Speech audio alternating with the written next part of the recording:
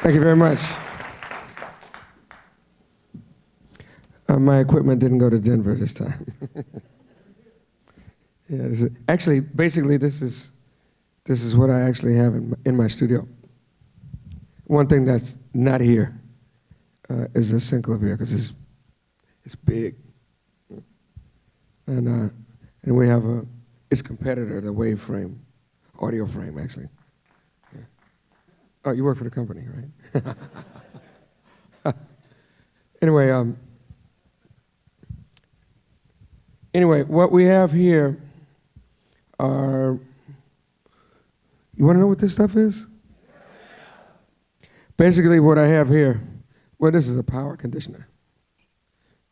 But I just have it mainly because it's got nice lights. You know? If you cut these out, you'll see it's real pretty. You know? And the lights really look nice if the voltage is fluctuating, going up and down. The lights look great, but the music sounds terrible. This is a Proteus. I mean, this is a Roland D550. The Korg M1R is here. And this is a Kurzweil 250 RMX. It's a sampling instrument. And it's like a big keyboard all pushed into one rack. Now, this is something new. See that one there? And this one there, it's called MIDI Tap. It's a company called Lone Wolf, and what they've done is they have a communication system that's based off of fiber optic technology.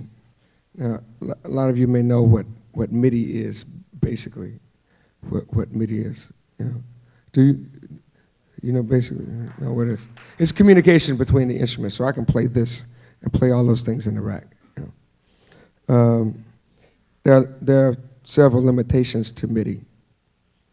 Sometimes it gets bogged down with too much information going through, and then what used to be real-time information starts to get real strange. You know?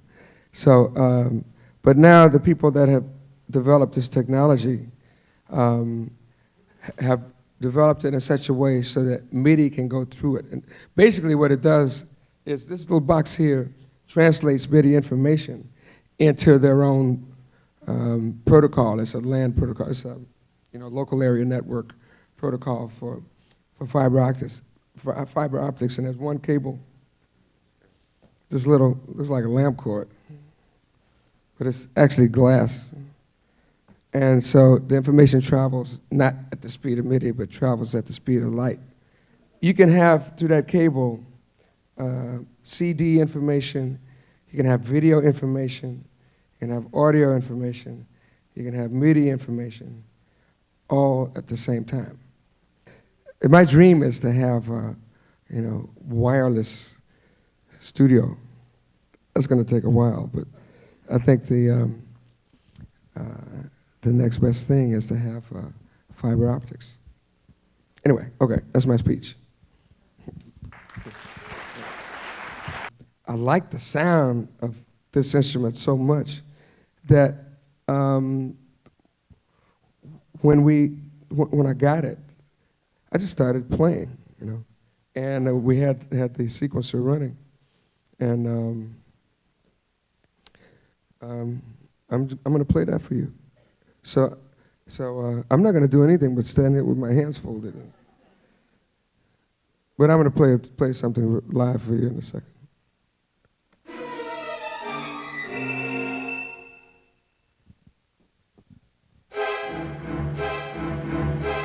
This is all improvised.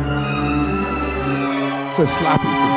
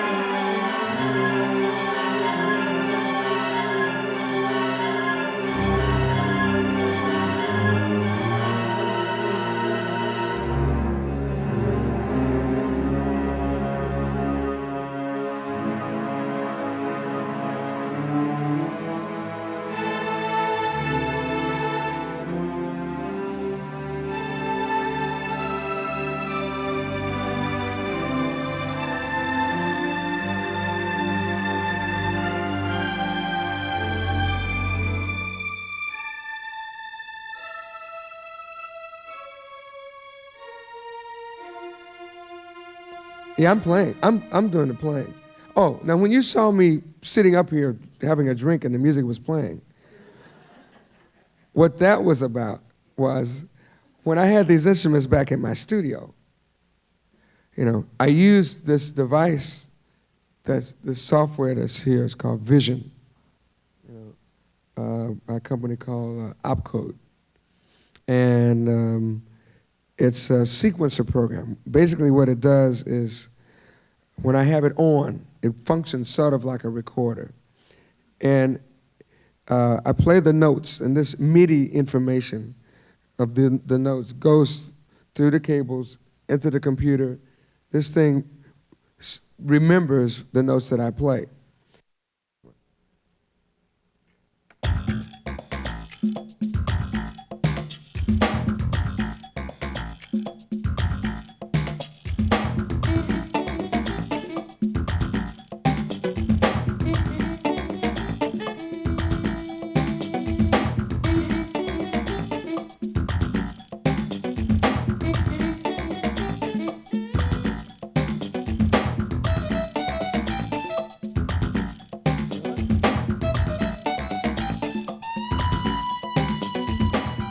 That's the great beauty of this technology, is that you can go back and find the notes on the page, on one of the sub pages, and change them. And sometimes there are 2 or 3 ways of changing the notes, 2 or 3 different types of graphic configurations. Certainly on Vision, they have that. One page, I wish I had a big screen. I could have done that. The technology does exist. It's just written in the software that you can take your mouse and move the cursor, to a certain note. It might be in the form of a block. And when you hit the mouse button, the block highlights. And then you can just hit delete.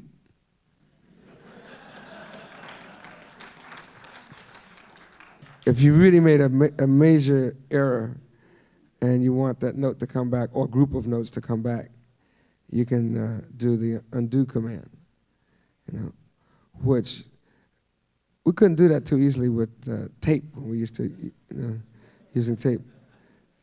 We'd have to get a lot of Scotch tape and start splicing the stuff back together. I've watched that process.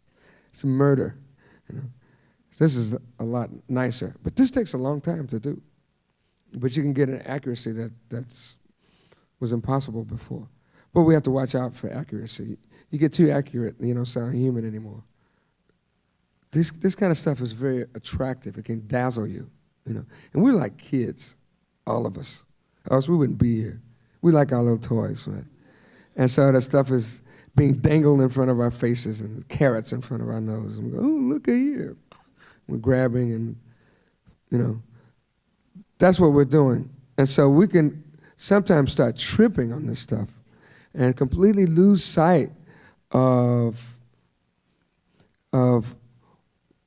what the source of the creativity really is, and that's what comes from yourself.